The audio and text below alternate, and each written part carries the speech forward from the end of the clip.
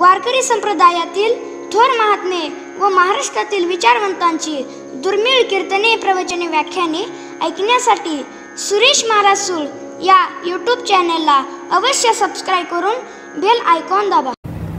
ऐके रे जना तुझ्या स्वहिताच्या खुणा, तुझ्या स्वहिताच्या खुणा, पंढरीचा राणा मना माझी स्मरावा.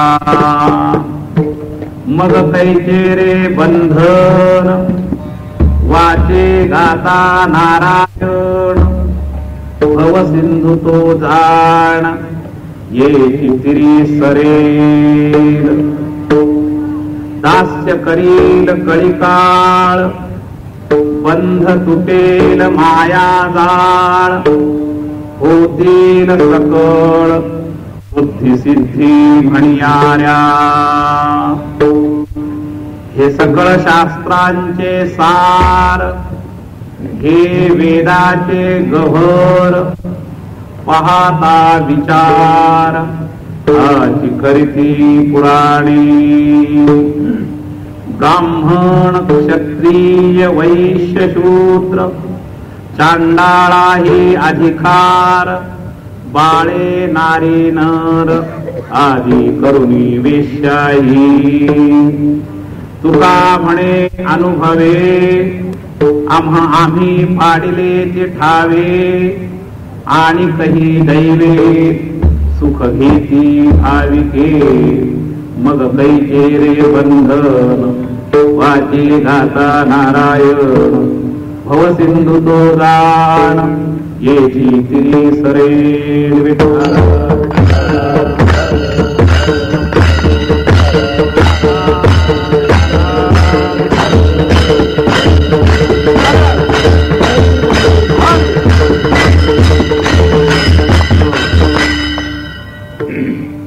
ऐके रे जना तुझ्या स्वहिताच्या खुणा, पंढरीचा राणा मना माझी स्मरावा. मग कैचे रे बंधन वाचे गाता नारायण, भव सिंधू तो जाण येची तिरी सरेल. जगदवंद्य श्रीमंत संत श्री तुकोबाराय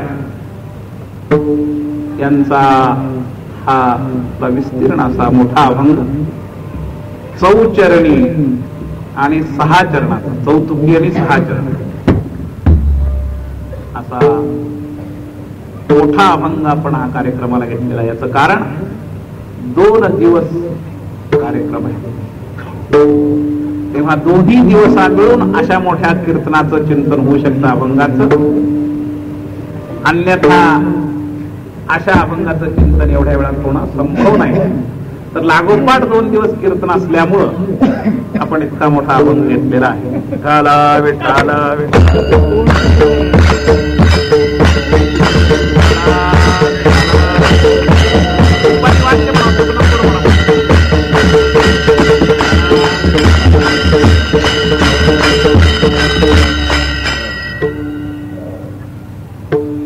अतिशय सुंदर असा अभंग आहे. ऐके रे जना तुझ्या स्वहिताच्या खुणा, पंढरीचा राणा मना माझी स्मरावा.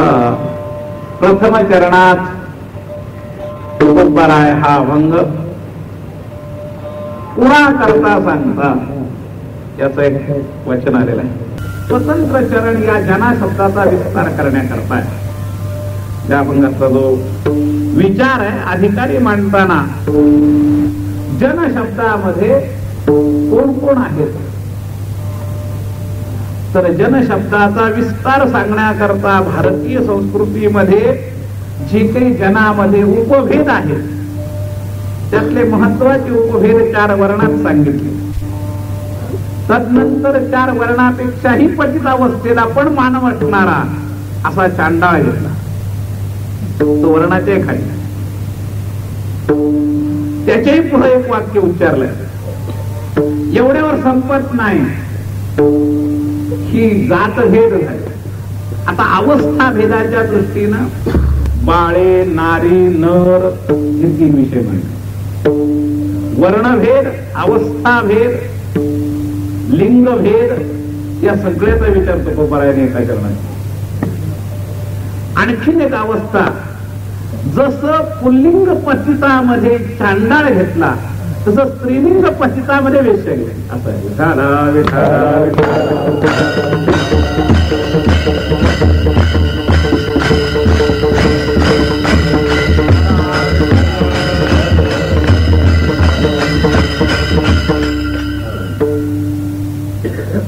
असा एवढा विस्तार जना शब्दाचा आहे.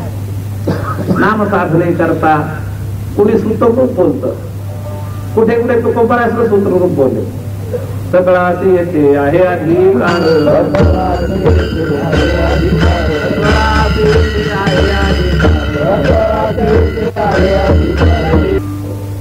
आपण बहुजन समाज यांचा जेवढा संतांनी विचार केला ना तेवढा कुणीच केला नाही. योग्याने केला नाही, ऋषीनं केला नाही, मुनीनं केला नाही. विचार केला पण सर्व बसवता आले फक्त संतांना. विचारा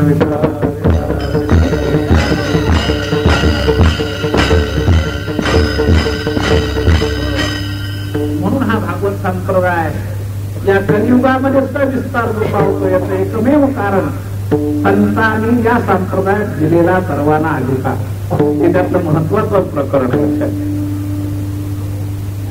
अधिकार भेद इतर फार साधनेमध्ये, इतर सर्व साधना अधिकार भेदाने अडचणीत आणणाऱ्या आहेत. तिथं देश परिस्थिती आडवी येते, काल परिस्थिती आडवी येते, अवस्था परिस्थिती आडवी येते. या संप्रदायामध्ये संतांनी जो विचार केला, सामान्याची सामान्य जनतेकरता विचार केला. म्हणून त्यांच्या समोर पतिताची पतित पुढता हे जनन देखवे डोळा ये तू कळवळा म्हणून या. पतित जन त्यांना पाहवत नाही आणि त्या पतित जनांना उपदेश करत असताना उपदेशाचे एक विशेष सूत्र लक्षात घेण्याजोग आहे की केवळ पतितांनाच उपदेश असं नव्हे, पुढे एक संप्रदाय तयार झाला, सर्वांना जोडून घेणारा हा संप्रदाय. तुकोबारायांचा एक एक अभंग, एक एक उपदेशाचं प्रकरण थोडं चिंतनीय असायला. तुकोबाराय उपदेश देताना ऐका म्हणतात. कुणाला? जना, बहुजन, सगळ्यांना. आणि सामान्य वृत्तीनं ऐका म्हणत नाही, मोठी करुणा दिली. रे जना, हे जे रे शब्द आहे अतिशय करुणा वाचक आहे. असे शब्द अभंगामध्ये कुठे कुठे येतात. कारेनाथ विसी कृपा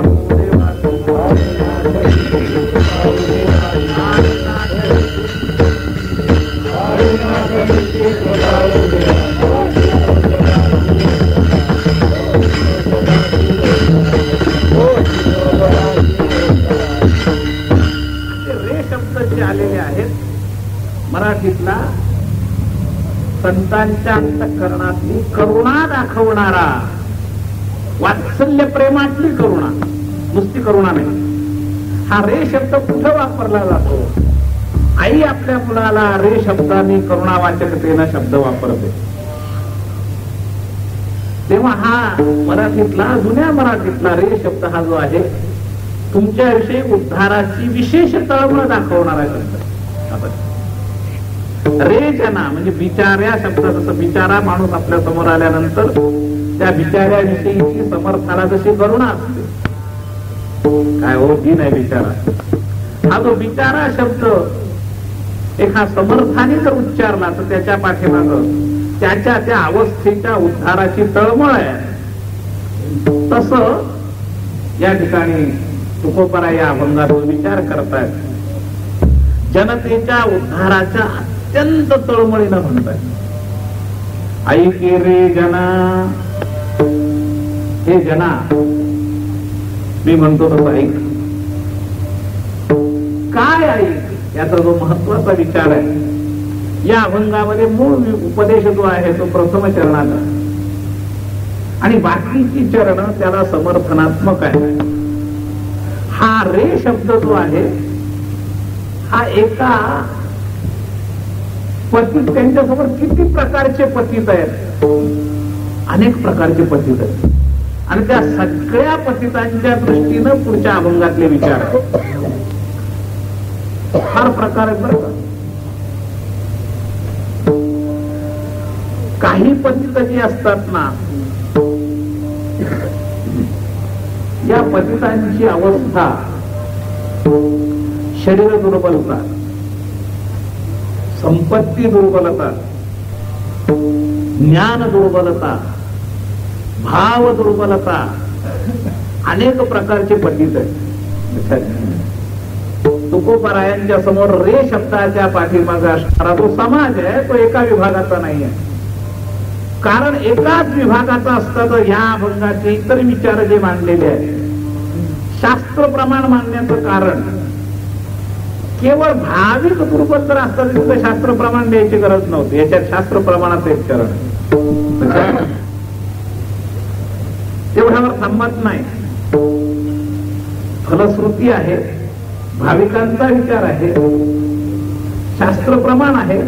एका बाजूला उपदेश देताना लाच आहे, बौद्धिक जीवन करता शास्त्र प्रमाणाचा आधार आहे आणि भाविक जीवन करता संतांचं प्रमाण. अशा बहुविध महिमेनं हा अभंग भरलेला आहे. तेव्हा या अभंगातला उपदेश जितका महत्वाचा तितकंच महत्वाचं त्याला दिलेली पुष्टी ही तितकीच महत्वाची आहे. या अभंगामध्ये मूळ सिद्धांतापेक्षा जास्त शब्द खर्च घातलेले पुष्टी करतो. विठाला विठाला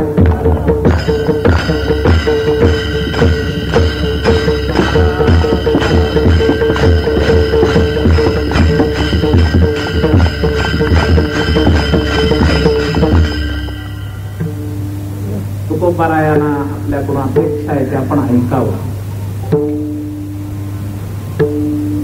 आणि ती जी तळमळ आहे ती तुमच्याकडे पाहून आहे. हा जो जनसमुदाय आहे या जनाची स्थिती पाहून तुकोबराय म्हणतात रे जना ऐक. तुम्हाला इथं ऐक शब्द श्रवण अर्थाने फक्त नाही. मग ऐक शब्दाचे अनेक अर्थ आपल्या मराठीमध्ये तर दोन प्रसिद्ध अर्थ आहेत. म्हणून कुठे कुठे तुकोबरायांनी ऐका शब्दाची विरुक्ती केली. एका ऐका शब्दाची पुन्हा पुन्हा विरुक्ती केली दोन अर्थातून. तुकोबराय एका अभंगात म्हणतात ऐका ऐका भाविक जन. इथं दोनदा ऐका शब्द वापरतात. कोण कोण व्हालते तार्किकाचा टाका संग पांडुरंग स्मराहो.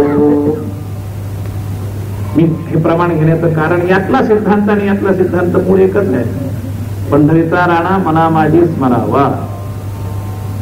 तेव्हा इथं दोनदा ऐका शब्द वापरला. याचं कारण एकच शब्दाने काम भागत असताना विरुक्ती अनावश्यक असते. इथं दोनदा ऐका शब्दाच्या पाठीमागे दोन भाव असलेले. ऐकण्याची क्रिया केवळ श्रवणेंद्रियाद्वारे होते पण ती पुरेशी नाही. ऐकणं हे जे आहे त्याने पूर्ण होत नाही. मुलगी आई एखाद्या उन्हाळ पोराबद्दल म्हणते बाळ्या माझं ऐकत नाही. याचा अर्थ तो बहिरा असतो. त्या ऐकणे शब्दाचा अर्थ आचरण अनुकरण असा. तो मी सांगितल्याप्रमाणे आचरण करत नाही असं त्या मातेला म्हणायचं. ऐकत नाही म्हणजे तो बहिरा आहे असं नाही. म्हणून श्रवण हा एक अर्थ आहे आणि अनुकरण आचरण हा दुसरा अर्थ आहे ऐकण्या शब्दाचा. तर दोन ऐका शब्दाचे अर्थ आहेत. तेव्हा तुकोबराय आम्हाला ऐके रे म्हणतात. आम्ही ऐकत नाही का? श्रवणेंद्रियाद्वारे ऐकतात पण श्रवणेंद्रियाद्वारे ऐकल्यावर भागतं असं नव्हे. श्रवणेंद्रियाद्वारे बऱ्याच गोष्टी ऐकायला मिळतात. ध्वनी झाला की कानाचा आणि ध्वनीचा संबंध झाला की ऐकण्याची क्रिया करते. मग त्या ध्वनीच्या पुढच्या अवस्था आहेत. ध्वनीतून अक्षर, अक्षरातून शब्द, शब्दातून वाक्य आणि त्या वाक्याचा आणि अर्थाचा संबंध एक एक पुढे क्रिया. केवळ ऐकण्याने जीवनाचं भागणार असेल तर तुमच्या समोर जर मी आता कानडी बोललो तर तुम्हाला ऐकू येईल का नाही? उपयोग नाही होणार. ऐकण्याची क्रिया नाही घडली म्हणता येईल का? ऐकण्याची क्रिया घडली.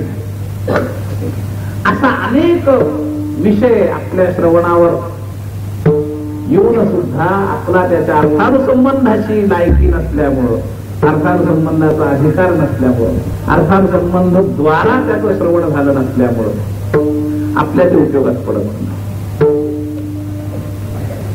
ध्वनी अर्थानं अज्ञान असलेल्या भाषेचाच विषय सोडून द्या, पण मन जरी तिथं नसलं तरी सुद्धा ऐकण्याची क्रिया विफल होते. तुकोबाराय रे शब्दातून तुम्हाला कनवळून का म्हणतात? याचं कारण ऐकण्याची विविधी तुमच्याकडून पुरी होत नाहीये म्हणून पुन्हा सावधान करण्याकरता रे शब्द आहे. जसा कनवळण्याकरता रे शब्द आहे तसा सावधान करण्याकरता रे शब्द आहे. विठाला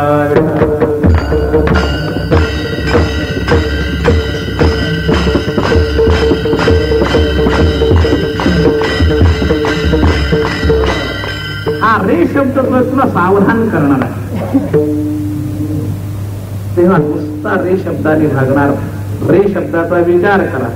तुकोबारा आपल्यासारख्याला रे म्हणावं म्हणजे आपली त्याला कीव आलेली आहे. इतकी किविलवाणी स्थिती आपली असावी आणि आपण सावध होऊ नये. आपण सावध झालंच पाहिजे. एका तळमळीनं तुकोबारा म्हणतात रे जना. रे म्हणजे ज्याची स्थिती दयनीय आहे. तुकोबारायांसमोर असे दयनीय ब्राह्मण सुद्धा आहेत. करण्याचा अर्थ काय नसतो. अधिकारी शब्दामध्ये ब्राह्मण शब्द वापरला म्हणजे ते ब्राह्मण जरी असले तरी तुकोबारायांच्या भाषेत ते रे या स्थितीतच आहे.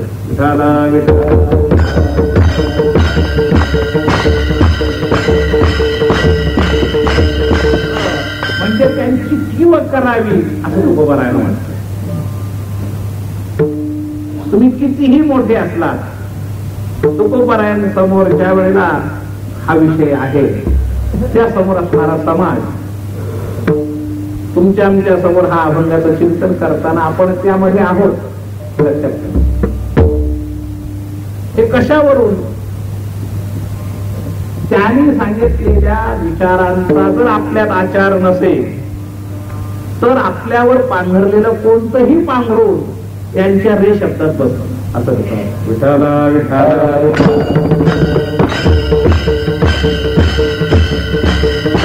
म्हणजे आपलं व्यक्तिमत्व पुढाऱ्याचं असो, बागायतदाराचं असो, डॉक्टर वकिलाचं असो, अजून कोणतंही असो, ते सगळं रे शब्दात बसत.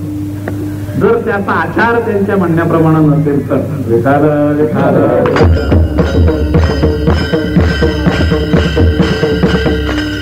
किविलवाणी स्थिती आहे. ते व्यक्तिमत्व परिणामदृष्ट्या नरकात घालणारच आहे असं तुकोबारायांना दृश्य दिसतंय म्हणून ते रे शब्दाने तुम्हाला सांगतात. बेटा हे जे सगळं दिसणारं तुझं व्यक्तिमत्व आहे तरी सुद्धा तू दयनीय आहे. तुला जरी वाटत नसेल तरी तुझं जे भविष्य आहे ते मला असं दाखवतं की तू दयनीय. आणि त्या दयनीय तळमळीतून तुकोबाराय म्हणतात ऐक रे जना. आता काय ऐक हा जो विषय आहे. मग या जना शब्दाचा विस्तार कोण कोण आतमध्ये आले? तुमचे व्यवहारातले वेगवेगळे अधिकारी सगळे या रे शब्दामध्ये आले. जर तुकोबारायांनी सांगितलेल्या खुणांचं आचरण होत नसेल तर बाकी असणारं सर्व व्यवहारिक ज्ञान, असणारी विद्वत्ता, असणारी सत्ता, असणारी संपत्ती, असणारं सौंदर्य, असणारं सामर्थ्य हे सगळं रे मध्ये बसतं.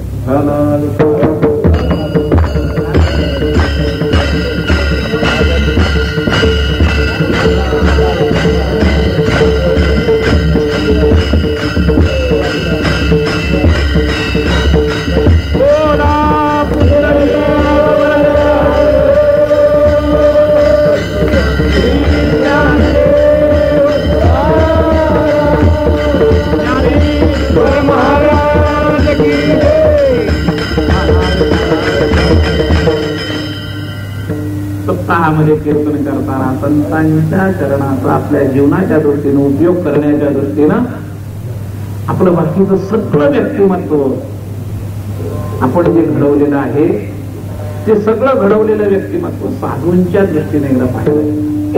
आपण आपल्या दृष्टीनं आपल्याकडे पाहतो, पण साधूंच्या दृष्टीनं आपल्याला पाहता यायला पाहिजे. आणि ती दृष्टी मिळण्याकरता कीर्तन प्रवचनाच्या चर्चा, त्या तुकोबरायांची अलौकिक दृष्टी आपण याच्यातून, तुकोबरायांची फार उदार दृष्टी तुमच्याकडे. इतर सर्व व्यक्तिमत्व आपलं घडवण्यामध्ये जर का आहे, संत समाजाचं व्यक्तिमत्व घडवण्याकरता संत आहे. तुम्ही तुमचं व्यक्तिमत्व घडवण्यातच तुमचा वेळ तुम्हाला पुरत नाही, तरी घडवलेलं व्यक्तिमत्व टिकत नाही, अशी आमची अवस्था आहे.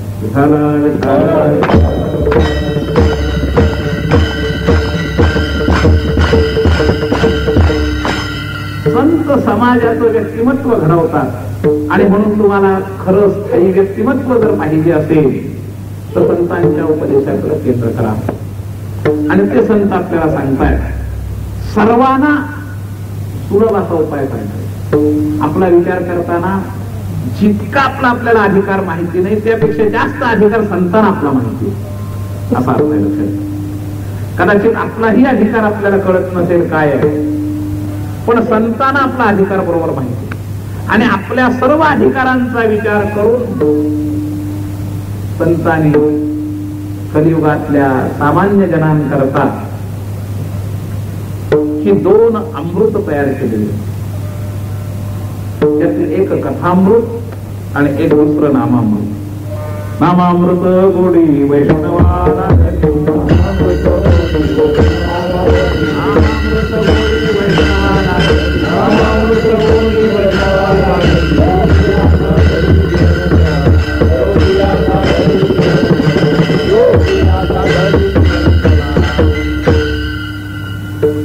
हे जे नामामृत आहे, या नामामृताचा प्रचार या अभंगात आहे की मी जी साधना सांगतोय ही साधना कशी आहे, याच्यात काय काय फलश्रुती आहे. पहिलं त्याने सांगितलं की मी जे तुम्हाला साधना सांगणार आहे, साधना काय सांगितली, पंढरीचा नाम नामाजी स्मरावा, मुख्य साधना. फलश्रुती भवसिंधू को जाण येची तिरे सरेल. आता जे सामान्य लोक आहेत ते तुकोबरायांना विचारायला जात नाही, पण इतर साधनांचा अभिमान बाळगणारे लोक विचारतात, महाराज प्रमाणम किम, याला काही प्रमाण. सकळ शास्त्राचे सार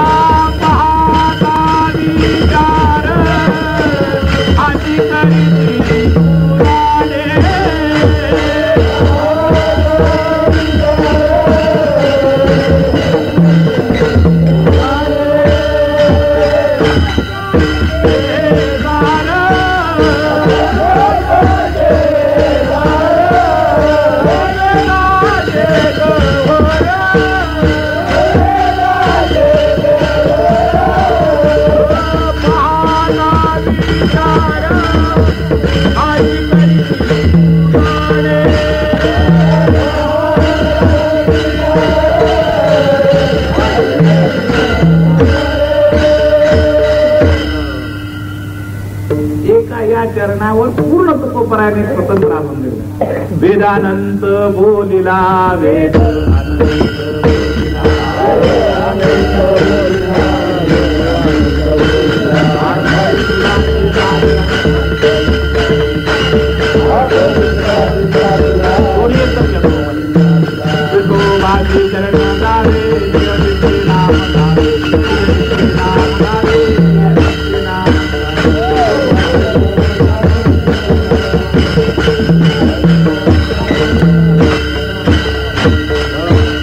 वेदानंत बोलिला अर्थ तुला जे साजिला विठोबाशी शरण जावे निज निष्ठे नाम गावे. सकळ शास्त्रांचा विचार अंती तुलाची निर्धार. विठोबाचे शरण जावे निज निष्ठे नाम गावे. 18 पुराणे सिद्धांत तुका म्हणे हाच हेत. विठोबाचे शरण जावे निज निष्ठे नाम गावे. स्वतंत्र अभंग या एका चरणावर तुकोबाराने विस्तृत केलेला आहे. या चौतुकीमध्ये एकाच विचाराचा तोच अभंग सगळा मांडला. माऊलींचा आधार आपल्याला घेतला. वेदशास्त्र पुराण श्रुती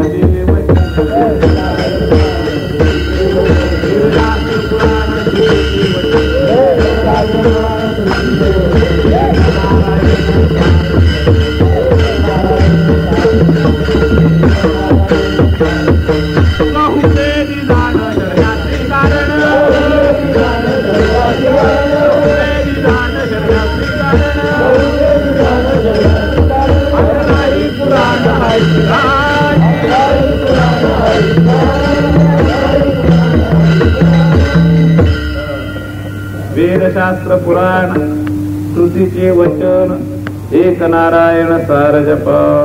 सो वेदिदान षडशास्त्री कारण 18 पुराण हरसी गाती. माऊलींचा सिद्धांत याच तुकोबारायांच्या प्रमाणाशी जुळणार आहे. आता या अभंगामध्ये घागर में सागर अशी संतांच्या अभंग.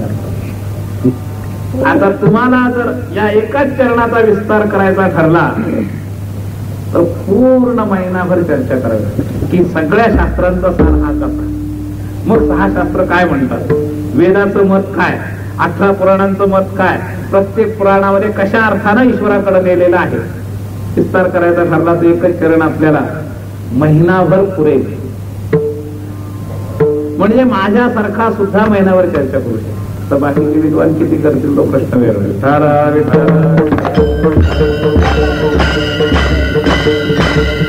इतकी आवश्यक माहिती मला आहे तेवढ्या चर्चेवर सुद्धा.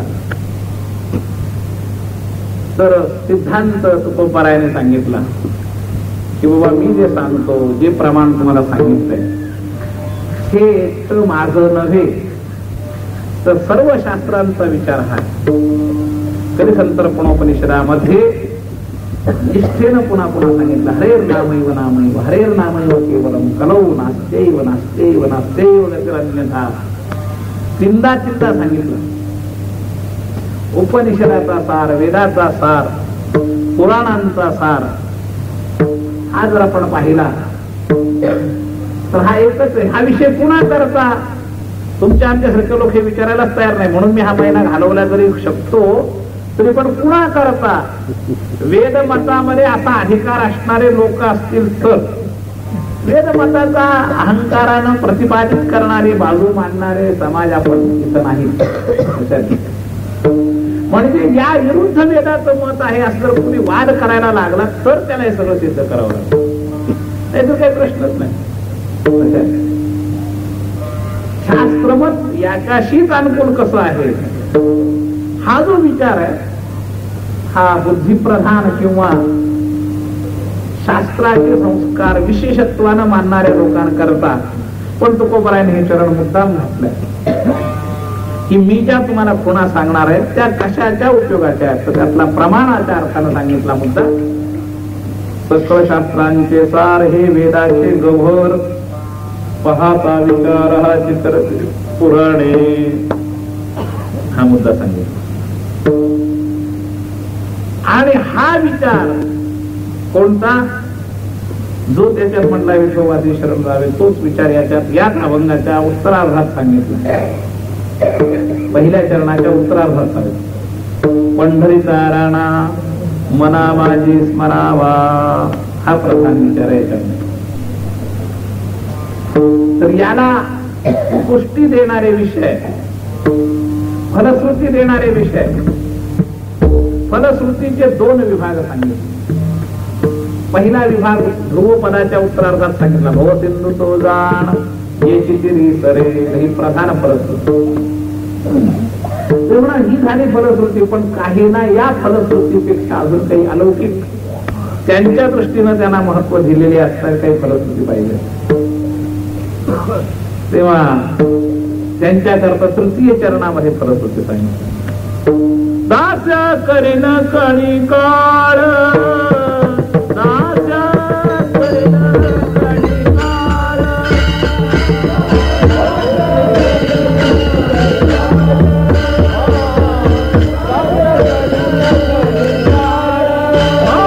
बंध तुटेल माया जाळ, बंध तुटेल माया जाळ.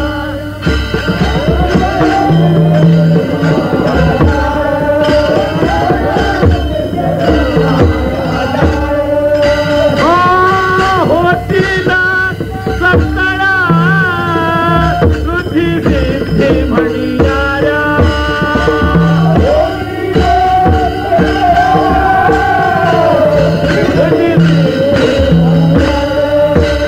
मग कैच्या रे बंधन, वाचे गाता नारायण.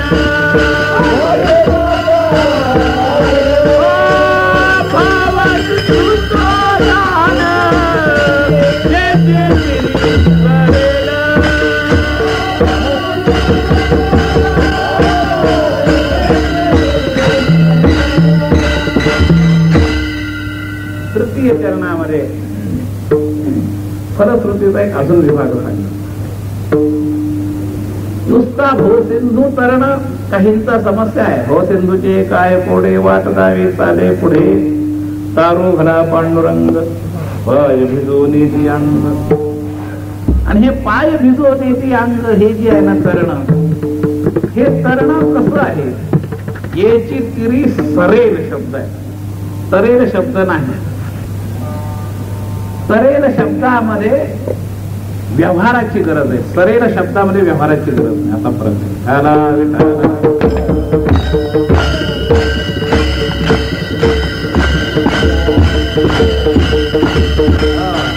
ज्यावेळेला भगवंताच्या मायेचं वर्णन केलं जातं तिथे जेव्हा उपाय सांगितला, मामेव ये प्रपद्यन्ते मायामे तान तरंती ते, त्याच्यावर भाष्य करताना माऊली म्हणतात, येथे एक चिरला तरले जे सर्व भावे मद भजले, तया आईल थडीच सरले माया झाला.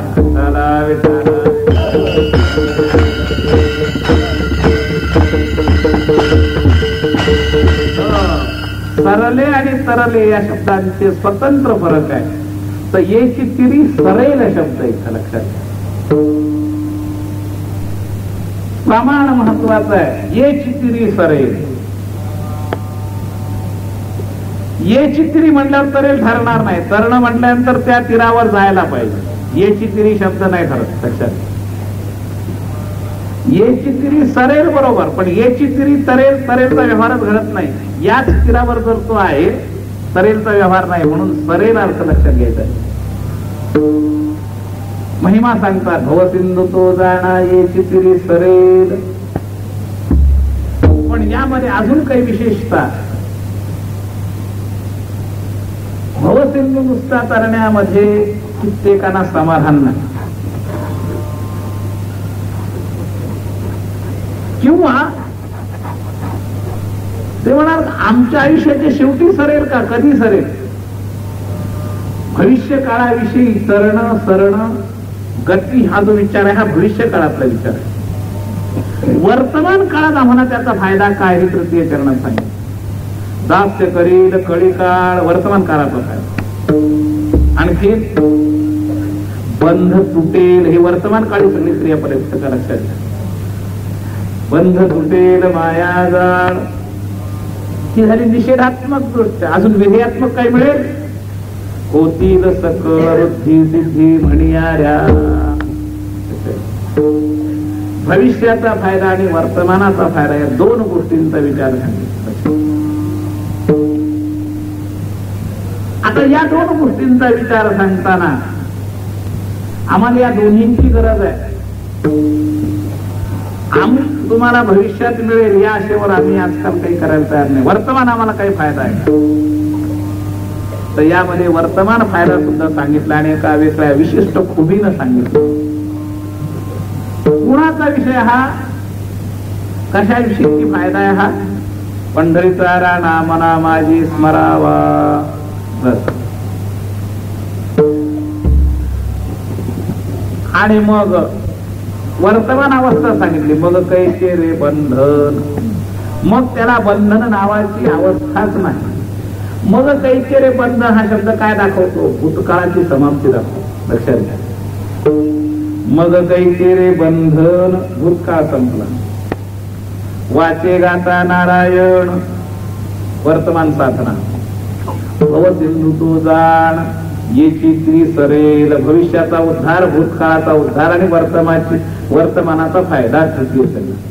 अशी ही अभंगाची मांडणी आहे. या तीन काळामधल्या फळांचा विचार केल्यानंतर मग याला प्रमाणात सांगितलं शास्त्राचे सार.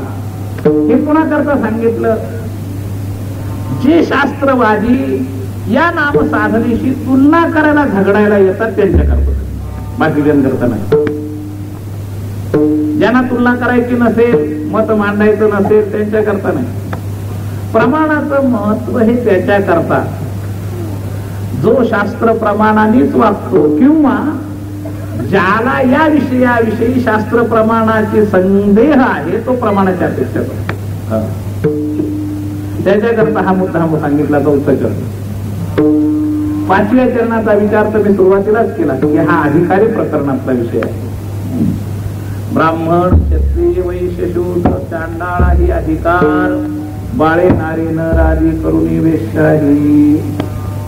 सुटा सुटा विस्तार. आजच्या काळामध्ये हे शब्द सुद्धा काही लोकांना बोचतात अशी परिस्थिती आहे. हा जो काळ आहे ना, हा बोलायचा नाही. आम्ही समजदार लोकांसमोर या विचाराचा विचार मांडू शकतो. ऐकून घेण्याची मनस्थिती असेल तर तुमच्या समोर मी मांडू शकतो. मनस्थितीला फार महत्व आहे. संतांनी तस्मात शास्त्रम प्रमाणंते म्हणणारे संत किंवा तुकोबार आहे किंवा भगवान स्वतः चातुर्वर्णे मया सृष्टम गुणकर्म विभाग अशा म्हणतात. भगवान याचे कर्ते आहेत आणि याच्या विषयीचे आमच्यावर खूप संस्कार झालेले आहेत. त्या संस्काराचा परिणाम असा झालाय की पूर्वीच्या काळातल्या या शब्दांना सुद्धा आम्हाला अवघड जातात हे शब्द सुद्धा. जसं उदाहरण सांगायचं ठरलं, काळानुसार योग्य असणारा आपल्यामध्ये नियोजनाची संस्कार इतके झाले. नियोजनाची आत्ता आवश्यकता आहे हे बरोबर, पण त्याचा परिणाम संस्काराचा असा झालाय की पूर्वीच्या इतिहासातल्या एखाद्या व्यक्तीची जर मुलांची जास्त संख्या ऐकली तरी आम्ही असतो. असं तेवढं असायचं काही कारण नाही. विचार थोडा करण्याजोगा आहे. म्हणजे त्या संस्काराचा आमच्यावर कसा परिणाम होतो, काळाची आजची गरज आहे का नाही हा माझा अर्थ इकडचा चर्चेचा विषय नाही. काळानुसार ते संस्कार घडण्याला आपण समर्थ ठरलो, खूप कष्ट घ्यावे लागले, पण आज आमच्यावर ते संस्कार झालेले आहेत काळाच्या गरजेनुसार बरोबर. पण याचा अर्थ पूर्वीच्या एखाद्या ऐतिहासिक व्यक्तीचं चरित्र ऐकताना त्याच्या जी काही संतान आहे त्या संतानाचा आकडा ऐकून आपण त्याचा उपहास करावा असा मात्र अर्थ नाही. विठाला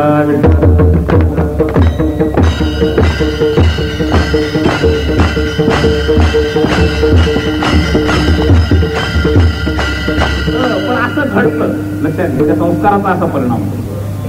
त्या संस्काराचा असा परिणाम आहे की आज जर तुम्ही अर्धा डझनाच्या पुढच्या गोष्टी जर पूर्वीच्या काळातल्या लोकांच्या ऐकल्या तर आम्हाला असतो.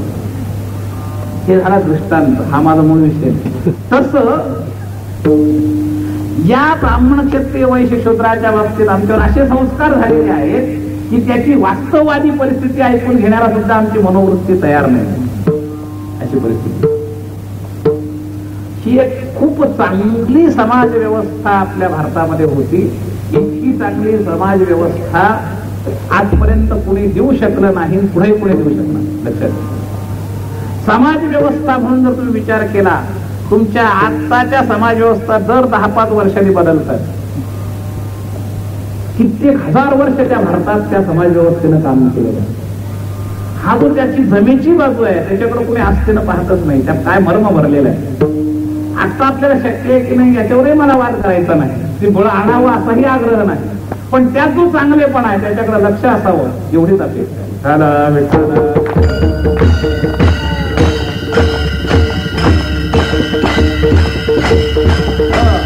फार गोड संतुलन होतं लक्षात घ्या. समाज व्यवस्थेचं फार गोड संतुलन होतं.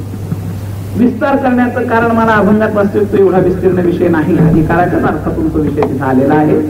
पण शब्द जरी आले तरी ते आम्ही तशा अर्थानं ऐकून घ्यायला तयार नसतो, म्हणून थोडंसं बोलावं लागतं. लक्षात आम्हाला शब्दाची अलर्जी आहे.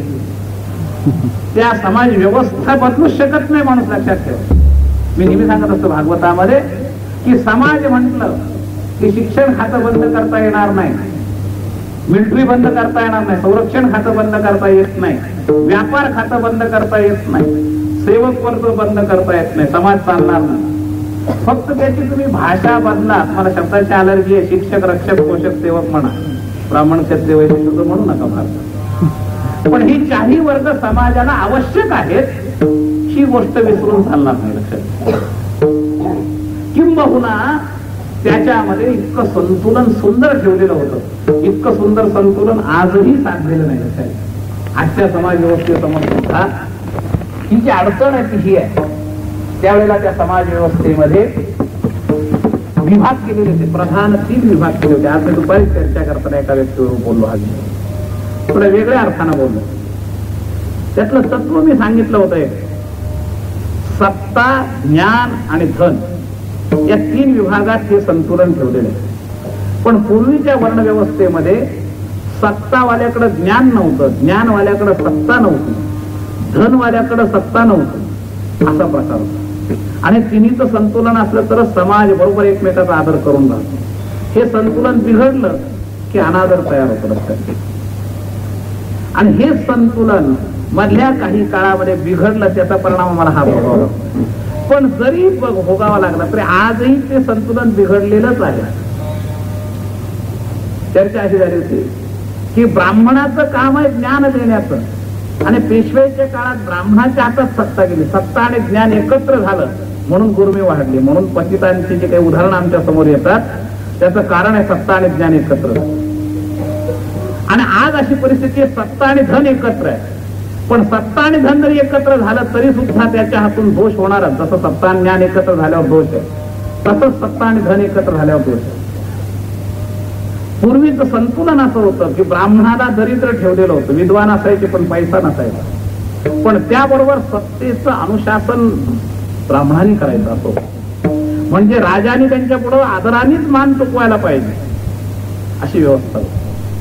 म्हणजे सत्ता आणि ज्ञान याचा जो आदर संबंध ठेवलेला होता तो मोठा संतुलित असा ठेवलेला होता. आणि सत्तावाल्यांकडे धन नव्हतं, धनाचा व्यापारी वर्ग स्वतंत्र होता, कराचा खर्च करण्याचा अधिकार होता, पण व्यापार राजे करत नव्हते. आणि आजकाल सरकारी सहकारी गिरण्या, सहकारी कारखाने म्हणजे सत्तेनं व्यापार हातात घेतलाय.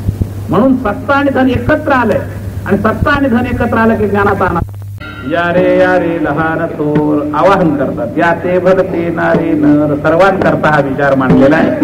म्हणून 5व्या चरणाचा विस्तार आपण आतापर्यंत केला. या भूमिकेमध्ये तुकोबारायांच्या या उपदेशाची आपलं प्रत्येकाचं मन तादात्म्य व्हावं याकरता हा विस्तार मी मांडतोय. कीर्तनात आल्यानंतर स्वतःला काही पापी लोक असं समजतात की हे आमचं क्षेत्र नाही. खरं सांगू तुम्हाला, पापी जेवढा लवकर सुधारतो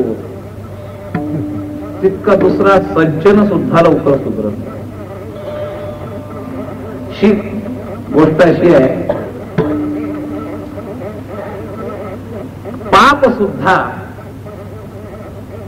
एका चांगल्या धाडसानं केलं जातं. फक्त धाडसाचा विषय चुकीचा असतो, पण त्यात एक गुण असतो. त्या गुणाला जर परिवर्तित केलं तर ती व्यक्ती जेवढी लवकर बदलू शकते तितकी भित्री सज्जन व्यक्ती लवकर बदलत नाही.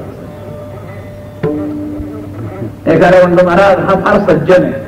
सज्जन आहे म्हणजे काय, तो कोणाच्या आठ्यात नाही, मध्यात नाही, आपला सकाळी उठतो, कामाला जातो, परत येतो. ही सज्जनतेची व्याख्या आहे का भित्रेपणाची व्याख्या, हा प्रश्न आहे.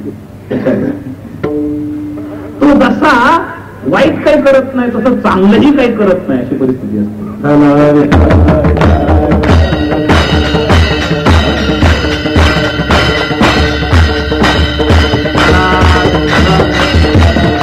असा भित्रा तटस्थ सज्जन संतांना आवडत नाही जास्त. लक्षात घ्या, हा धाडसानं वाईट करणारा सुद्धा संतांना कधीतरी आवडतो. त्याच्यातला जो धाडशीपणाचा गुण आहे त्या गुणाला बरोबर टर्न देतात. आणि असे कितीतरी भक्त तुम्हाला मी दाखवेल की या टोकाचे त्या टोकाला गेले, त्याच्या त्या वृत्तीचा उपयोग करून घेतात. लक्षात घ्या, फक्त त्या वृत्तीला चुकीचं मार्गदर्शन असल्यामुळे तो पाप करतो. मनुष्य कधीही पापी कायमचा नसतो. संतांच्या आणि माणसांच्या दृष्टीमध्ये हाच मोठा फरक आहे. संत कधीही कुण्याही मानवावर पापीपणाचा शिक्का देत नाही आणि सामान्य माणसं त्याला शिक्का देतात. हाच मोठा फरक आहे. संत त्याला समजून सांगतात, बाबा रे तू मूळ पापी नाहीस, या पापाचा तू अंगीकार केलेला आहेस म्हणून तुला पापीपणाचा तात्पुरता आगमापायी पापी असते. तुझं मूळ स्वरूप पापीपणाचं नाही आणि ते जर तू सोडलं तर तू मुळातला पुण्यवान आहेस. हे संत समजून सांगतात. म्हणून संत पाप्याचा तिरस्कार करत नाही, पापाचा तिरस्कार करतात. लक्षात घ्या, शब्द महत्वाचे आहेत. पाप्याचा तिरस्कार जर संतांनी केला असता पाप्याला कुठं स्थानच राहिलं नसतं. पाप्याला संतांजवळ स्थान मिळतं. वाह्या नारदांकडे गेल्यानंतर वाल्मिक होऊ शकतो, हे नेहमी लक्षात ठेवा. म्हणून संत पाप्याचा तिरस्कार करत नाही, त्याच्या अंतःकरणात पापाचा तिरस्कार निर्माण करतात. आणि नेमकी हीच परिस्थिती आमच्यामध्ये उलटी आहे. आम्हाला पापाचा तिरस्कार नाही, पापी म्हणून घेण्याचा तिरस्कार आहे. विठाला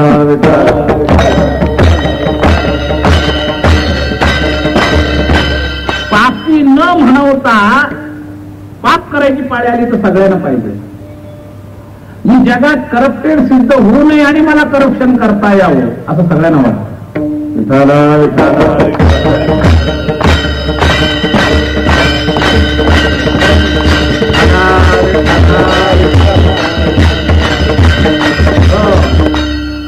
सज्जनतेचा बुरखा असणाऱ्या अनेकांना पाप करावं वाटतं. लक्षात घ्या, फक्त मी पाप करतो हे समाजाला समजू नये अशा बुरख्याखाली करावं वाटतं. म्हणजे माणसाला पापाविषयी तिरस्कार नाहीये, पापी म्हणून घेण्याविषयी फक्त भीती आहे. नैतिक भीती वाटते, अप्रतिष्ठिततेची भीती वाटते, अनादराची समाजाकडून भीती वाटते. पण याचं जे मूळ कारण पाप आहे त्याविषयी मात्र खरा तिरस्कार त्याला नाही. उलट त्याविषयी अंतःकरणात कुठंतरी आकर्षण आहे, मधुर आकर्षण. ही करण्याची गरज आहे, याच्यात काहीतरी विशेषता आहे. आणि म्हणून तो असं चोरून पाप करायला जातो. आणि हे चोरून पाप आहे, इथूनच दंभ सुरू होतो. दंभ त्याचंच नाव. हित व्हावे तरी दंभ दुरी ठेवा, चित्तशुद्धी सेवा देवा. दंभाची सुरुवात इथूनच होते. फार परमार्थात सुद्धा व्यवहारापासून परमार्थापर्यंत दंभ जो सुरू होतो, दाखवायचे दात वेगळे आणि खायचे वेगळे अशी जी आपली व्यवहारी म्हण आहे, त्या म्हणीप्रमाणे जगात आम्ही प्रतिष्ठित बुरख्याखाली दाखवू इच्छितो आणि आज तसे राहत नाही. मग हे ज्या वेळेला दाखवण्याचं ज्या वेळेला स्वरूप वेगळं असतं तेव्हा दंभ सुरू होतो. अशी कितीतरी परमार्थामध्ये आहेत, व्यवहारात तर हजारो आहेत, पण परमार्थात असे अनेक आहेत की त्यांची अशी फजित अवस्था झालेली आहे. विषयाची वासना सुटत नाही, आकर्षण सुटत नाही आणि वेश परमार्थाचा घेतलेला. अशा अवस्थेमध्ये कात्रीत सापडलेले कित्येक लोक प्रामाणिकपणे कबूल करत नाही की आम्ही नालायक आहोत परमार्थाला. फार चांगलं होईल असं प्रामाणिक कबूल केलं, पण कबूल करत नाही. आणि न कबूल केल्यामुळं आपला पारमार्थिकपणा सिद्ध करण्याकरता जे चोरून पाप करावं लागतं इथून दंभ सुरू.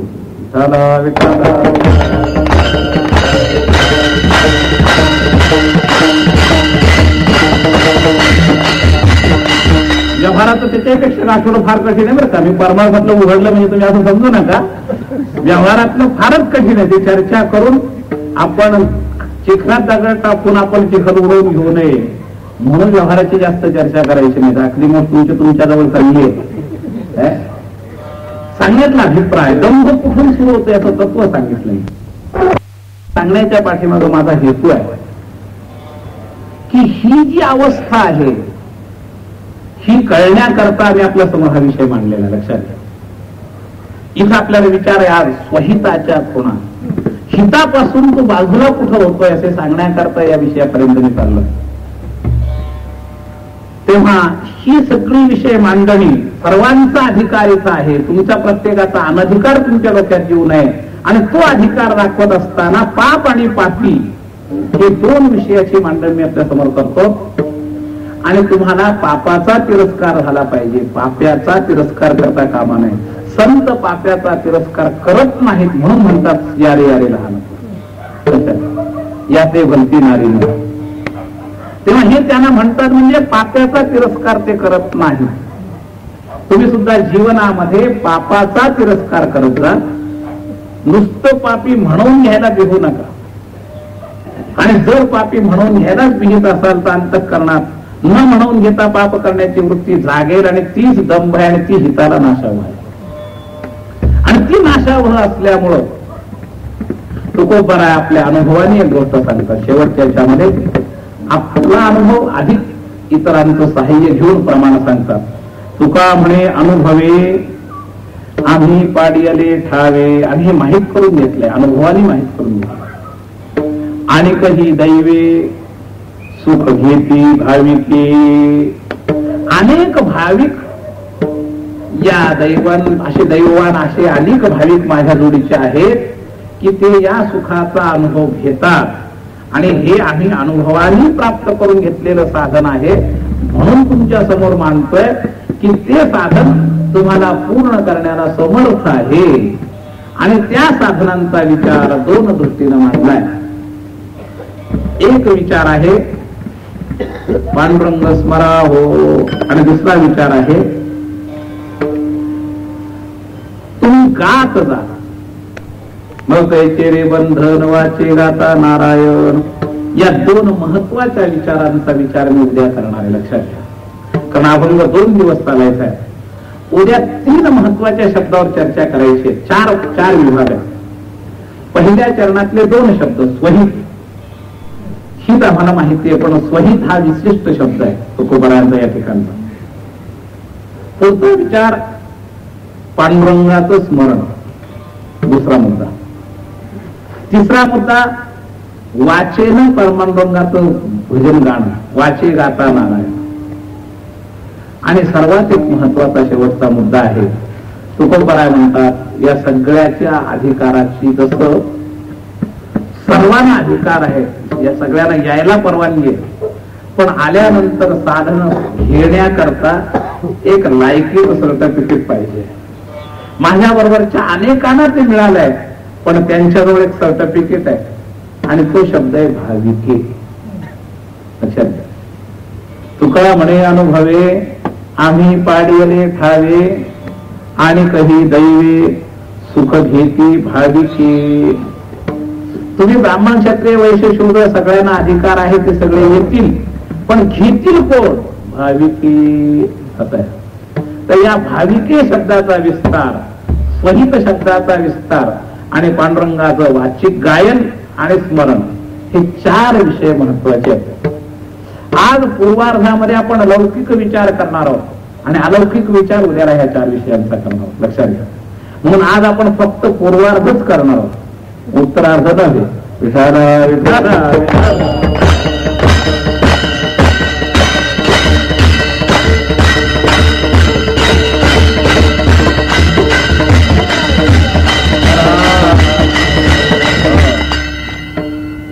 तुकोबरा या अभंगाच्या चरणांमध्ये जो विषय मांडणी करतात त्या अभंगाचं स्वरूप आता आपल्या सगळ्यांच्या डोळ्यासमोर आला असेल.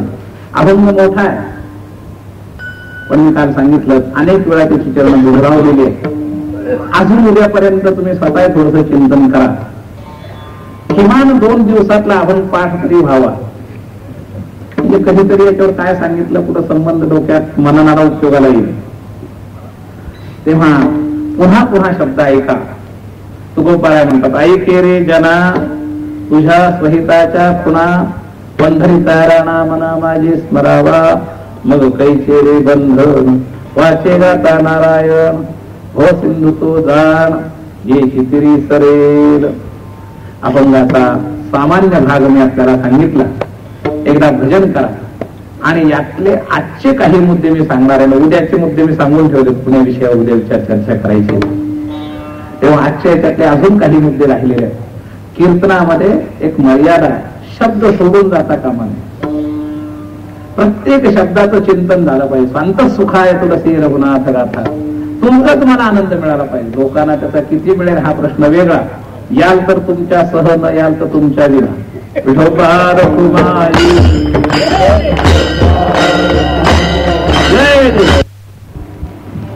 आणि त्याचं जर आचरण होत नसेल तर काही उपयोग नाही. लक्षात घ्या. किती लक्षात राहील शंका आहे. 2 तासात निदान 15 मिनिटं याच्यातला विषय तसाच्या तसा 10 सिद्धांताचा मांडावा असं जर मी करायला म्हटलं, मला वाटतं एवढ्या श्रोत्यांपैकी 2-4 श्रोते सुद्धा हे करू शकतील की नाही शंका आहे. सगळ्यात हेतू आहे माझा, हे बरोबर येणार नाही पण भजन बरोबर येणार आहे. बरोबर, म्हणून भजन ज्या ज्या वेळेला कीर्तनामध्ये असेल त्या त्या वेळेला आळस करू नका. तुमचा लौकिक पुढे ठेवू नका. तुमची प्रतिष्ठा बाजूला टाका. लाज भय शंका दुराविलामा न कळे साधन या परते, सगळं द्या तुम्ही झटका द्या. आणि हा झटका कधीतरी तुम्हाला द्यायलाच पाहिजे. जोपर्यंत हा झटका तुम्ही देत नाही तोपर्यंत नाही येतो. लक्षात घ्या. तेव्हा प्रयोग म्हणून निदान पुढे किती वेळा जमेल ते सांगता येत नाही, पण आता तरी निदान एवढं प्रेमान, खूप प्रेमान जोरात भजन करावे. भोपार कुमारी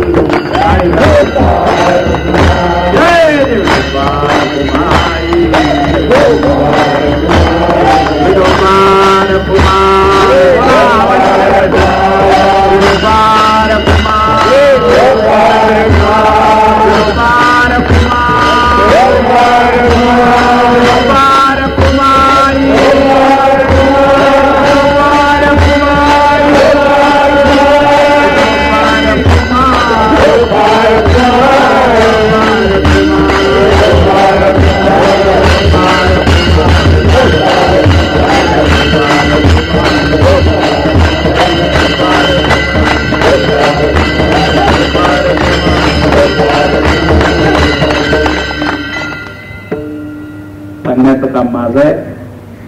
ऐकणं ना ऐकणं स्वतंत्र करता आहात तुम्ही. पुष्कळ वेळेला सांगूनही बरेच लोक ऐकत नाही.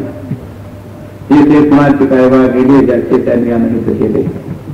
न ऐकलं म्हणजे माझं नुकसान नाही, पण ऐकावं ही तळमळ संतांची असते शेवटपर्यंत, लक्षात ठेवा. तेव्हा भजन करत जा. उद्याला हाच विषय महत्वाचा मी मांडणार आहे. भजनाला काय महत्व आहे, भजनाचे अंतरंग बहिरंग विभाग. आपण सप्ताहामध्ये भजनाचं गौरत्व करत आहात.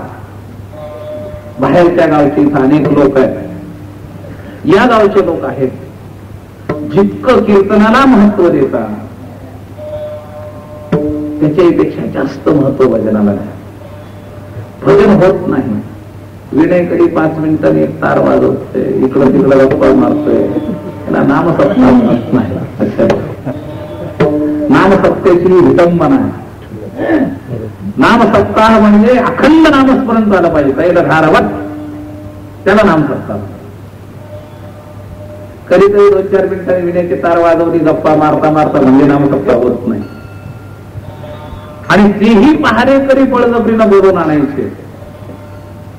जोपर्यंत तुम्हाला जीवनामध्ये खरा आनंद जर लुटायचा असेल, जसे कीर्तनाला येतात त्याच्यापेक्षा जास्त प्रेमानं तुम्ही पाहायला या. आणि खरोखर खऱ्या भूत सुकृताची जोडी म्हणून आवडी. खूप पुण्य असल्याशिवाय हे घडत नाही. वारकऱ्यांचे तुम्ही सप्ते पहा. आळंदी पंढरीचे जे निष्ठावान वारकरी आहेत त्यांचे जे सप्ते असतात, पाषाणा पाघर पुत्तीर याचं भजन काही.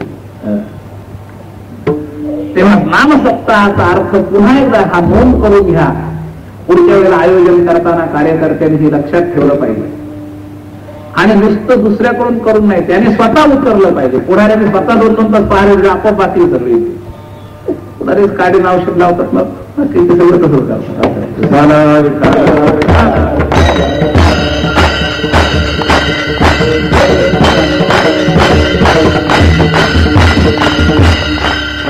संयोजक आहे, पुढारी शब्दाचा अर्थ राजकीय अर्थांना नव्हे, ज्या त्या क्षेत्रात कोणीतरी पुढारी लागतोच, त्या क्षेत्रातला जो संयोजक पुढारी आहे त्याने काम केलं पाहिजे.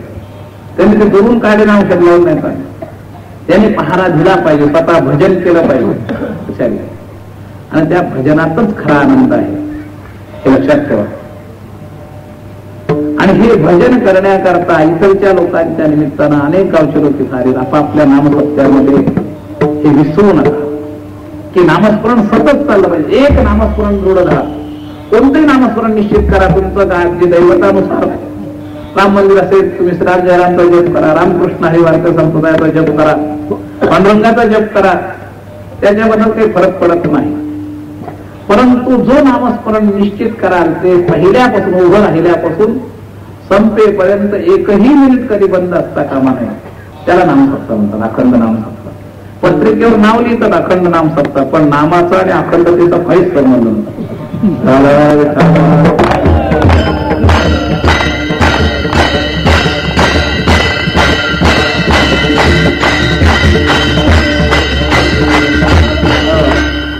नुसतं अखंड शब्द नाम सप्ताह शब्द कसा आहे, अखंड हरिनाम सप्ताह लिहिले नाही. अखंड हरिनाम होतं का? होत नाही. आणि ही चूक पुढच्या वेळेला तुम्ही दुरुस्त केलीच पाहिजे असा आमचा आग्रह आहे. लक्षात घ्या, ही जर चूक होत असेल तर ती नामस्मरणातला सर्वात अक्षम्य अपराध आहे. नामसप्ताह या शब्दाचा अर्थच आपल्याला लक्षात ठेवला पाहिजे. आणि अखंड शब्द वापरलाय, खंडन रहित असं आहे. नुसता नामसप्ताह सुद्धा नाही, खंडन रहित आपण असं सगळे लोक लिहितात अखंड हे नामसप्ताह. पण अखंड आपण नामस्मरण घेत नाही. ही तैलधारावत नामसाधना हीच तर महत्वाची. आणि हे ट्रेनिंग देण्याकरताच, संस्कार करण्याकरताच आहे, त्याला फार उपयोग होतो. आम्ही असे गावोगावी नामसप्ताह बसवले, त्याला सुरुवात केली. लक्षात मी ज्या ज्या ठिकाणी काही नामसप्ताह सुरू केले त्या ठिकाणी ही पद्धती आजही आमची चालू आहे. अखंड नामस्मरण घेऊन 2-5 गावं जी काही आहेत तिथं नामस्मरण सुरू झाल्यापासून तर सप्ताह संपेपर्यंत नामाला खंडन नाही. स्त्रियांना, पुरुषांना, लहान मुलांना सगळ्यांना पहारे वाटून दिले जातात. एका वेळेला एकटा विनेकरी कधीच नसतो. मी जिथे सप्ताह ठेवले विनेकरी अधिक 3-4 काळ करी आणि त्या गजरासहित नामस्मरण चाललं पाहिजे, तेव्हा ते भजन बरोबर. काळ बंद होता कामा नाही, एकट्या विण्यावर नाही. लावणी मृदंग श्रुती टाळ आता देव ब्रह्मरवतावडे. तर टाळाच्या बरोबर नामस्मरण सतत ठेवलेलं आहे. आणि हेच नेमकं अडचण आहे. आम्हाला संध्याकाळी सवडीत सगळं पाहिजे असतं, आम्हाला वेळ द्यायला तयार नाही. ही फार महत्वाची आजकालची अडचण आहे. यंत्रयुगातले लोक ते म्हणतात 10 रुपये महाराज वर्गणी जास्त मागत, पण आपल्याला तिथे पाहायला यायला सांगू नका.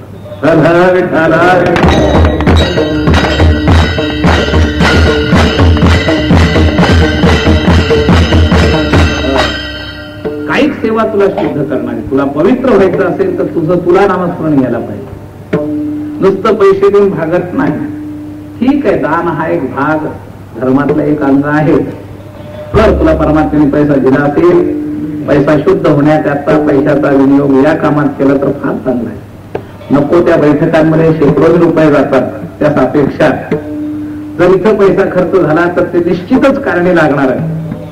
पैसा देतो याबद्दल निषेध नाही, पण पैसा देऊन पूर्ण होणार नाही. पैशाबरोबर काही सेवेची गरज आहे, भजन तू करण्याची गरज आहे. जसं तुमचं तुम्हाला अकाउंट उपयोगाला येतं तसं भजन तुमचं तुम्ही केलं तर तुमचं कल्याण आहे. लक्षात. आणि या दृष्टीनं तुम्ही याचं जे बाह्य स्वरूप वाढवत आहात त्याबरोबर हे अंतरंग स्वरूप वाढतंय की नाही याच्यावर लक्ष द्या. मगाशी प्रवचनात मी हाच विषय मांडला होता. पुन्हा एकदा हा विषय तुम्हाला पुनरुक्ती करून हा मांडलाय, तेव्हा ही आठवण ठेवा. कशावरून या विषयापर्यंत गेलो? मी नामस्मरण घ्यायला सांगितल्यानंतर सगळ्यांनी मनापासून घेतलं नाही. नामाचा महिमाच आमच्या डोक्यात नाही. हे अडचण काय होतं भजन केल्यानं? मी उलट विचारतो, काय होत नाही भजन केल्यानं? सर्वच होऊ शकतं असं भजनात सामर्थ्य. असं आहे. काय होतं म्हणण्यापेक्षा काही होत नाही असं नाही, सर्व काय नोहे केले एका चिंतेचा विठ्ठल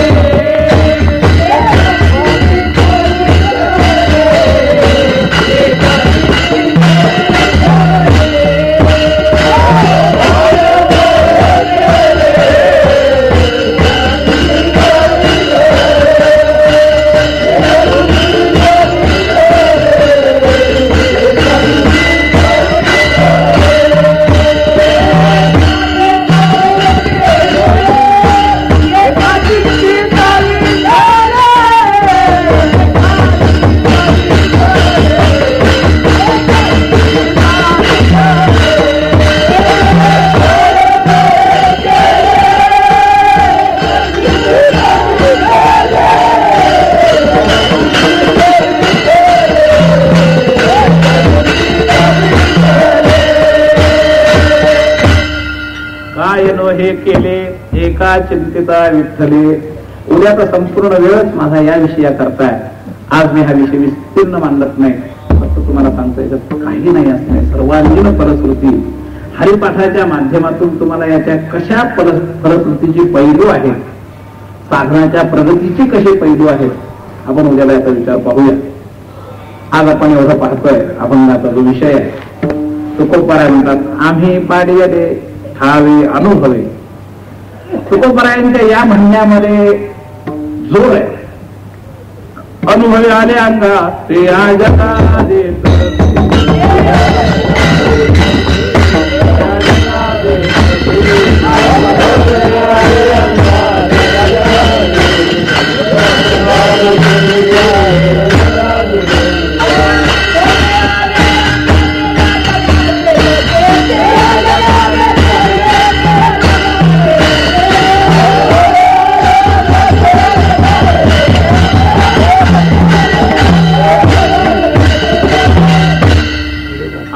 आले अंगा ते या जगा देते सेवितो हा रस वाचितो अनेका घ्या रे नकार भरी. मज अनुभव आले अंगा. तुकोबाराय म्हणतात तो माझा हा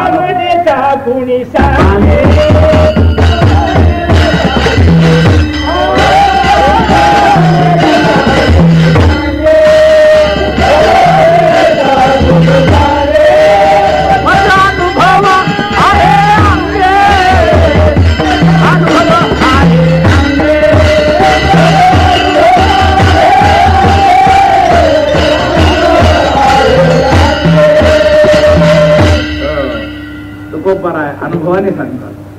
तुका म्हणे अनुभवे आपल्या आजच्या अभंगात तुका म्हणे अनुभवे आम्ही पाडियले ठावी. या अनुभवाचा आधार 3 प्रमाणाने आपल्याला सांगितले.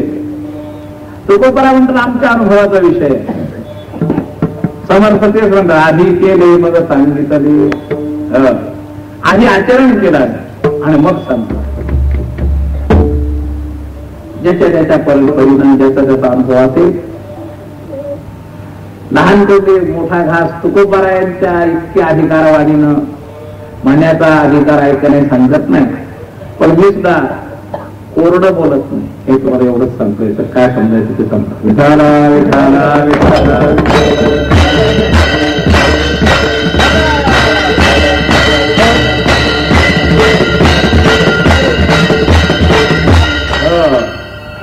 आणि म्हणूनच शब्दात जोर आहे. शब्दातला जो जोर असतो तो अनुभवाचा असतो. अभ्यासाने विद्वत्तेनं शब्द चातुर्य निर्माण होऊ शकतं. शब्दात जोर निर्माण होऊ शकत नाही. शब्दातला जोर वाढण्याकरता तपश्चर्या असावी लागते, अनुभव असावा लागतो. त्याची शब्दामध्ये जोर पैदा होतो असा आहे. तेव्हा हा जो विषय आहे केवळ तुकोबाराय म्हणतात आणि तुम्ही काय म्हणता. हिंमत पाहिजे. मी पण असं म्हणत आहे. आजकाल हीच अडचण आहे. आमच्या हृदयापर्यंत का शब्द पोचत नाही. उसनवार सांगितलं जातं. ज्ञानेश्वर महाराज असं म्हणतात प्रमाण म्हणून त्यांचा आदर जरूर करा, पण त्याबरोबर अनुभवाची जोड पण असण्याची गरज आहे. शास्त्र प्रचिती, आत्मप्रचिती, गुरुप्रचिती. गुरुप्रचिती असावी तशी आत्मप्रचिती पण असली पाहिजे. आजकाल आत्मप्रचितीच्या नावाने शोध असतात आणि त्यामुळे बरोबर सगळे काढीने औषध लावतात. तुम्ही काय म्हणता. नाही नाही ते तुकाराम महाराज असं म्हणतो. तू काही म्हणू शकतो का. काही केलं असेल तर म्हणे विठ्ठला विठ्ठला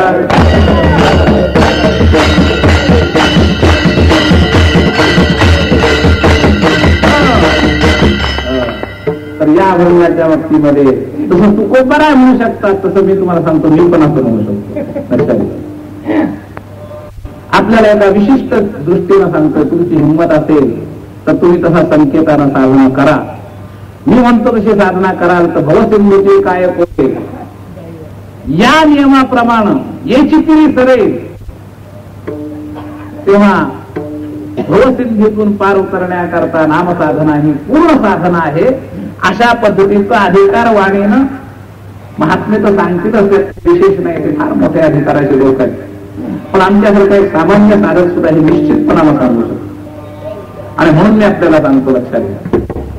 अनुभवे तुका म्हणे अनुभवे, आम्ही शब्द जो वापरलाय बहुजनार्थाने, आदरार्थाने बहुजनार्थाने. आम्ही पाडिय दे ठावे, या आम्ही मध्ये कीर्तनकारांनी बसण्याची हिंमत असेल मग कीर्तन करावं. विठाला विठाला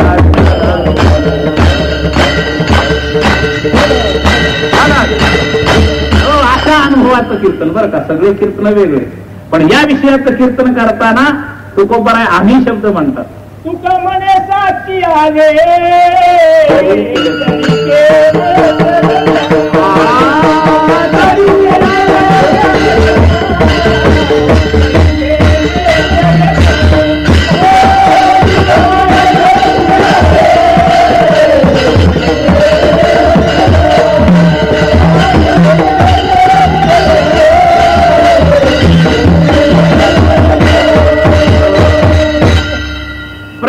म्हणजे अहंकार नव्हे, अहंकार वेगळा आणि स्वानुभवाचा विस्तार वेगळा. लक्षात कित्येक लोक अशा भाषेला अहंकारी शब्द म्हणू शकतात, पण अहंकारी परिभाषा आणि अनुभवाचा ढेकर हे दोन्ही दिसती सारखी सारखी. वर्म जाणे तो पारखी.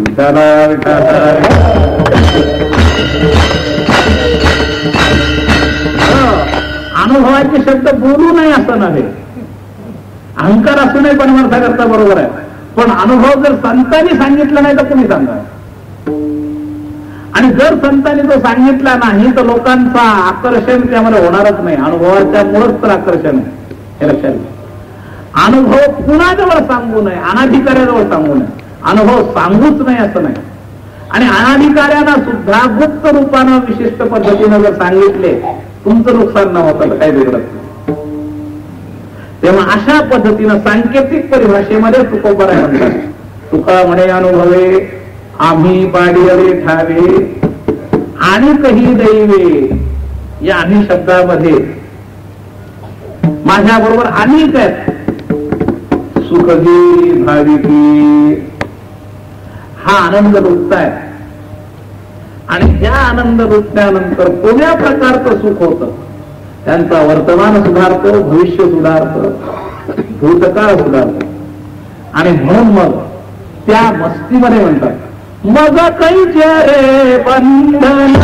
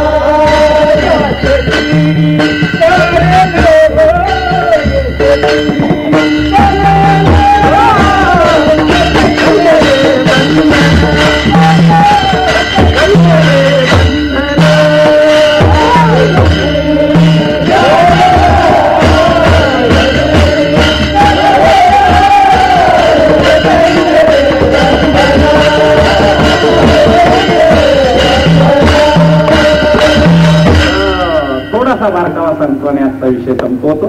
पुन्हा उद्या आता मी ध्रुवपदावर आलेलो, लक्षात घ्या. ध्रुवपदाचं मुद्दाम प्रमाण घेतले आहे. एक बारकावा सांगतो उत्तराभातला आजच्या याच्यातला आणि बाकी विचारू जातो. रे शब्द उलटला, जो जीवाविषयी होता तो बंधनाविषयी झाला. या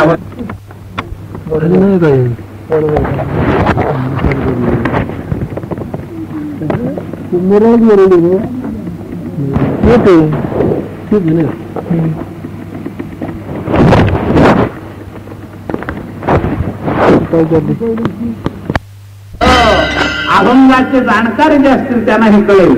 पहिल्यांदा रे शब्द आला, ऐके रे जना, जीवाविषयी रे जना शब्द आला. आता शब्द येतोय मग कैचे रे बंधन.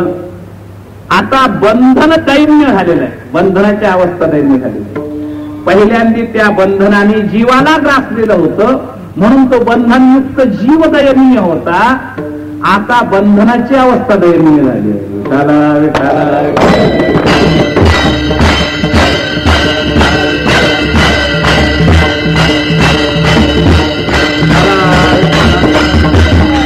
उत्तरार्धामध्ये काही विशेष भाग सांगायचे असतात. आजच्या उत्तरार्धात एकच भाग विशेष सांगितला. हा रे शब्द उलटला, साधनेनं त्या रेला उलटवलं. तो जीवाविषयीची रेपणा बंधन रे काळामध्ये गेलं, त्या बंधनाची दयनीय स्थिती झाली. बद्धता जीवापासून समाप्त झाली लक्षात. आणि म्हणून भवसिंधूशी तोपणा निर्माण झाला लक्षात घ्या. भवसिंधू तो जाण लक्षात घ्या. एरवी तो जीव जो आहे भवसिंधूच आहे, तो म्हणायला वेगळा असावा लागतो. विठाला विठाला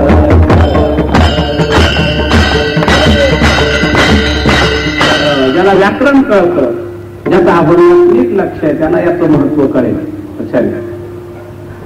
तुकोबार आहे, भविष्य काळाविषयीचा विचार मांडताना तो भवसिंधू. आता बघा उलट झालेलं आहे. जसं भगवंतापणे संत जेव्हा देवाकडे जातात तेव्हा तो विठ्ठल हा होतो, तो हा विठ्ठल बरोबर. सुंदर ते ध्यान पहिलं ते आहे आणि आवडे निरंतर हेची ध्यान. तेपणा हेकडं आलेला आहे आणि तो तेपणा हेकडं त्यावेळेला येईल, त्यावेळेला संसाराचा हेपणा तोपणाकडे जाईल.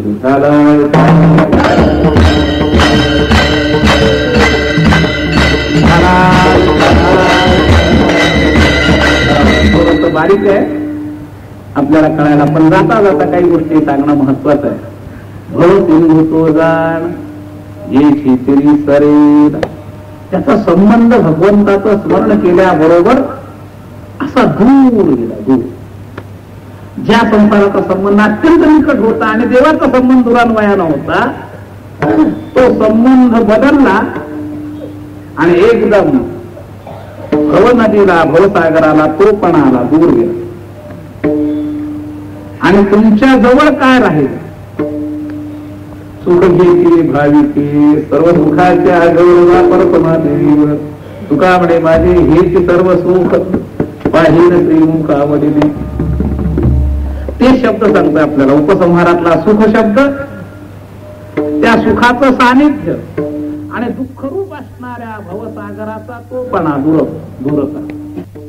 हे एक मोठं गुण आहे, दिसायला सोपं आणि असायला महान. तैसे नव्हे नाम सर्व मार्गा वरिष्ठ, येथे काही कष्ट मला येते. असं हे जे वैशिष्ट्यपूर्ण अशी नामसाधना आहे, या नामसाधनेवर आपण समयाप्रमाणे उद्या खूप बारकाईने विचार करणार आहोत. आजच्या याच्यामध्ये अभंगाची बाकी पार्श्वभूमी सगळी रंगवली की जो विषय तुकोबारायांना मांडायचा आहे त्याला काय काय पार्श्वभूमी काय. आज आसन तयार झालेलं आहे, उद्या त्याच्यावर देव स्थापित करायचं. ज्ञानेश्वरी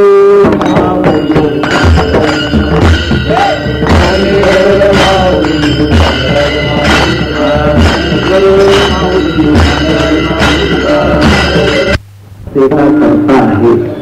या उपदेशाचे अधिकारी इथं जमलेले सगळे आहेत, स्त्री असो, पुरुष असो, बालक असो, किंबहुना पतित चांडाळ वेश्या असो, इथपर्यंत असणाऱ्या सर्वांना. आता जेवढे वर्ग तुकोबाराने सांगितले त्या वर्गाच्या बाहेर इथं काही कोणी नाही, त्या वर्गाच्या आतला सर्व समाज आहे. आणि म्हणून त्या समाजातल्या प्रत्येकाला हे आकर्षण पैदा होण्याची पूर्वपीठिका मी आपल्यासमोर मानते की तुकोबाराय जो उपदेश देत आहेत तो शास्त्रशुद्ध आहे, अनुभवाचा आहे आणि सर्वांना अधिकार असणारा आहे आणि महान फलश्रुती देणार आहे. तर फलश्रुती जी आहे प्रत्येकाला आपल्याला भवसिंधू जो आहे भवदुःख नको आहे. मजदागी दुःख व्हावे असे कोणी भावे ना जीवे. तेव्हा दुःख कोणाला नको आहे, हा भवरोग नको आहे. तेव्हा हा भवरोग जाण्याचं भवसिंधू करण्याचं साधन या अभंगातल्या साधनेमध्ये आहे. आज आपण साधनेविषयीची चर्चा केलेली नाही आणि नेमकी साधनेविषयीची चर्चा मुख्य ठेवली, त्याच्याशिवाय अभंगच पूर्ण होत. 2 दिवसाच्या कीर्तनाची गंमत आहे. एका दिवसाचं ऐकून काम होणार नाही. कदाचित उद्याचं ऐकलं आजचं नसलं ऐकलं तर चालेल, पण आजचं ऐकलं ना उद्याचं ऐकावंच लागेल असा अर्धवट ठेवलेला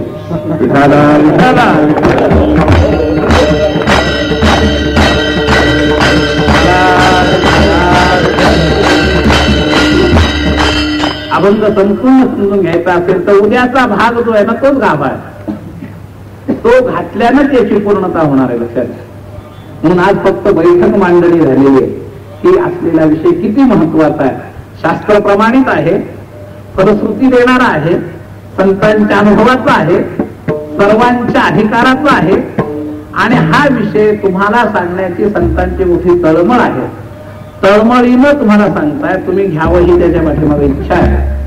तेव्हा अशा या तळमळीचा सदुपयोग करायचा आहे आणि तळमळीनं सांगितलेलं जे ते उद्याला गीतेमध्ये सार जे ते शेवटी सांगितलं, सर्व धर्मान परित्यज्य मामेकं शरणं व्रज. तोपर्यंत सगळे पीठिकाच तयार करत गेले. तसं या अभंगाच्या पीठिकेत आज मला सगळा वेळ गेलेला आहे. उद्या तुकोबारायांचं याच्यातलं जे सार म्हणणं आहे त्या म्हणण्याला वरवर दृष्ट्या आम्हाला ती म्हणणं सहज लक्षात येत नाही. त्याच्यात किती बारकावे आहेत, या सगळ्या बारकाव्यांचा विचार आपण यथाशक्ती यथामती उद्या समयापर्यंत करणार आहोत. उद्याला वेळेतच सुरुवात होईल कार्यक्रमाची आणि प्रवचन जे आहे उद्याला हरिपाठापूर्वी होईल. म्हणजे 5 ते 6 प्रवचन होईल, नंतर हरिपाठ होईल. त्याची सगळ्यांनी लक्षात घ्यायचं आहे आणि कीर्तन रोजच्या प्रमाणे बरोबर 9ला सुरुवात होईल. मी उद्याला आपल्या या अभंगाचं विवेचन माऊलींच्या विनंतीप्रमाणे तशी संत प्रेरणा देतील तुकोबार आहे तसं आपण समाप्त करूया. आता शेवटचं जे चरण आहे ते शेवटचं न म्हणता पहिल्या चरणाला चाल लावायचे हे लक्षात घ्यायचं आणि मग उद्या शेवटच्या चरणाला चाल लावायची शेवटी. म्हणून मधली चाल आपण घेतलेली नाही, पूर्वार्धाची चाल.